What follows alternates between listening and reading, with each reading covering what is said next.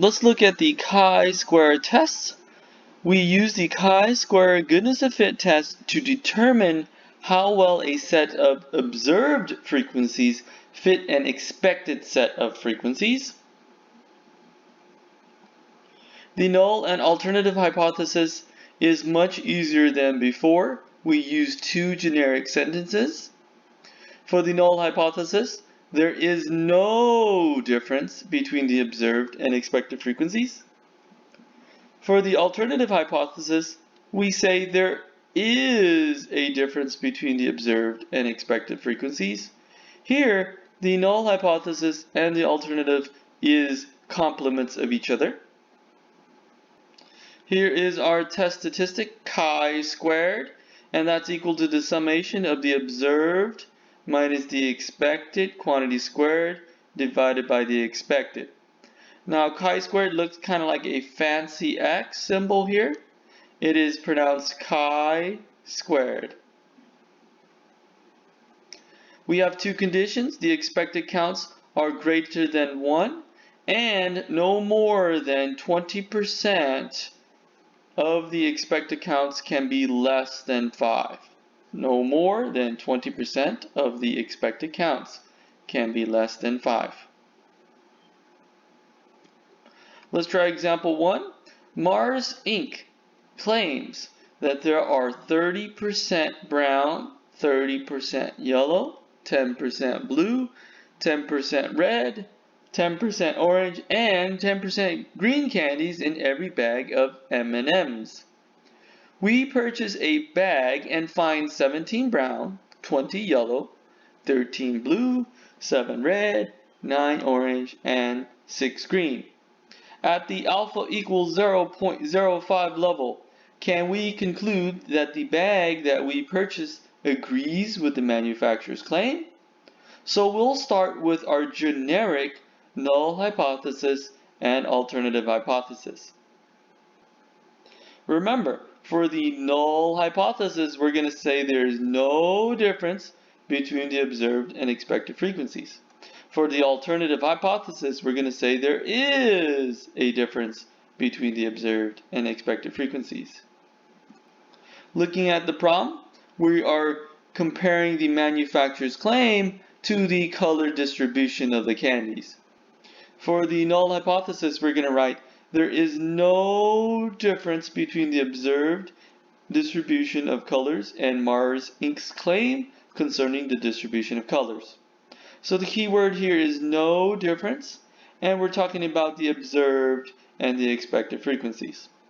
For the alternative hypothesis, we're going to say there is a difference in the distribution. In step 2, we're going to state alpha. Alpha is equal to 0.05, and that is given in the problem. In step 3 and 4, we'll go to StatCrunch for that, and we'll find the values. Let's try the problem now on StatCrunch. I have the observed column and the expected column entered for the problem. I do not need to type in the colors, but I have placed them there for your reference. We know there's 17 brown, 20 yellow, 13 blue, 7 red, 9 orange, and 6 green M&Ms. In the expected column, we have the manufacturer's claim. They claim that 30% of the M&Ms will be brown, 30% of them will be yellow, 10% will be blue, red, orange, and green. So on the expected column, we put the percentages in decimal form for the expected values of M&Ms.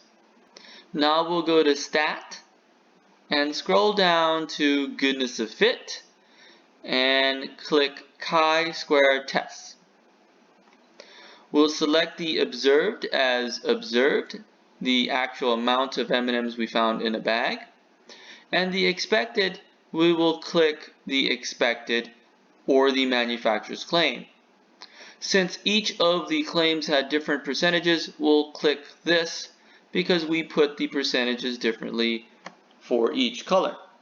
Now, if all of the percentages were the same, then I would click all cells equal proportion, and it'll automatically say the percentages are all the same.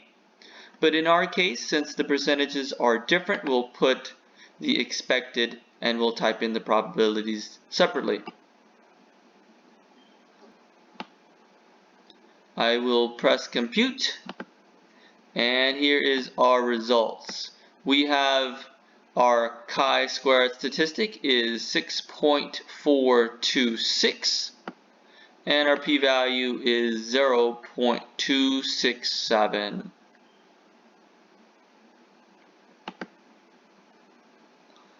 If you look, the computer has also given us a table.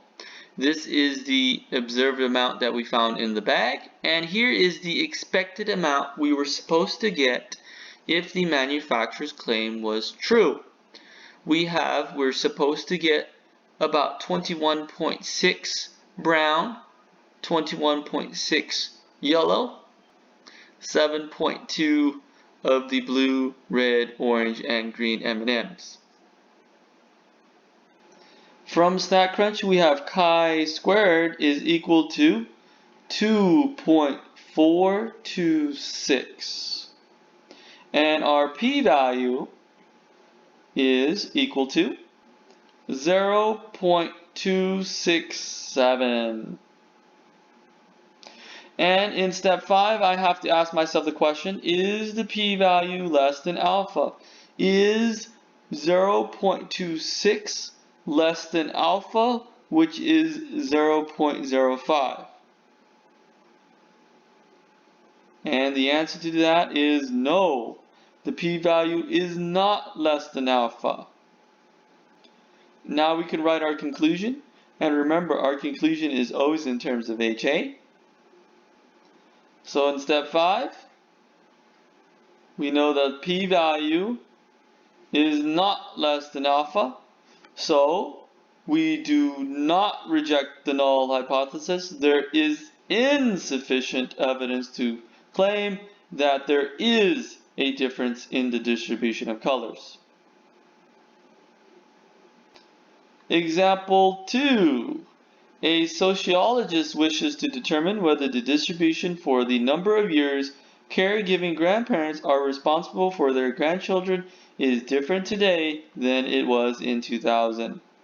According to the United States Census Bureau, in 2000, 22.8% of grandparents have been responsible for the grandchildren less than 1 year. 23.9% of grandparents have been responsible for their grandchildren for 1 or 2 years. 17.6% of grandparents have been responsible for their grandchildren 3 or 4 years, and 35.7% of grandparents have been responsible for their grandchildren for 5 or more years. The sociologist randomly selects 1,000 caregiving grandparents and obtains the following data. So we have the number of years on the first column and the frequency given on the second column. For less than 1 year, we have the frequency is 252. For between 1 or 2 years, we have 255. Between 3 or 4 years, it's 162. And finally, 5 or more years, we have 331 individuals. So let's start step 1. In step 1, we're going to state our generic null hypothesis and our generic alternative hypothesis again. We're going to say the distribution for the number of years caregiving grandparents are responsible for their grandchildren is the same today as it was in 2000. Remember, for the null hypothesis, we have to say there is no difference, so we're claiming it is the same today as it was in 2000. The alternative hypothesis is the complement to this. So we're going to put the distribution for the number of years caregiving grandparents are responsible for their grandchildren is different today than it was in 2000. So the key word here is different. That's the only difference between the null and alternative hypothesis here. Step 2, we're going to state alpha. Alpha is 0.05. Step 3 and 4, we'll go to StatCrunch for those values. To do this problem on StatCrunch, I have entered the values from the problem, and the frequency for less than 1 year is 252, between 1 and 2 years is 255, 3 or 4 years is 162, 5 or more years is 331. And I have converted for the expected values, I have 22.8%, which I have converted to a decimal, 0.228. 23.9% is equivalent to 0.239.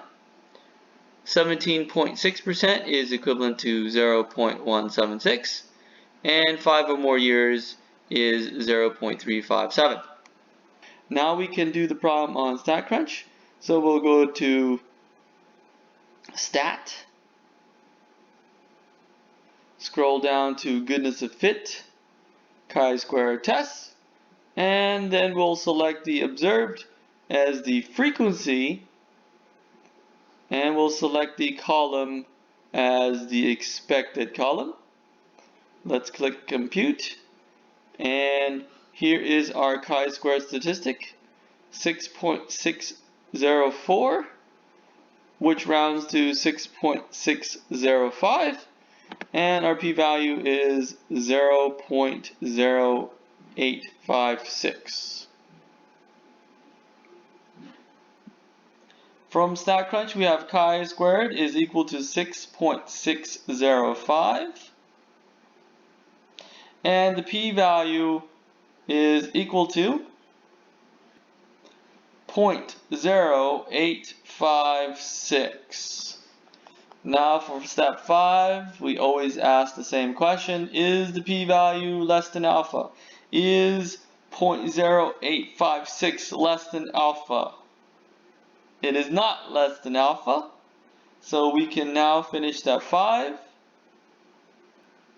In step 5, since the p-value is not less than alpha, we do not reject the null hypothesis. There is not enough evidence to conclude that the distribution for the number of years caregiving grandparents are responsible for their grandchildren is different today than it was in 2000. Notice the conclusion here is in terms of HA.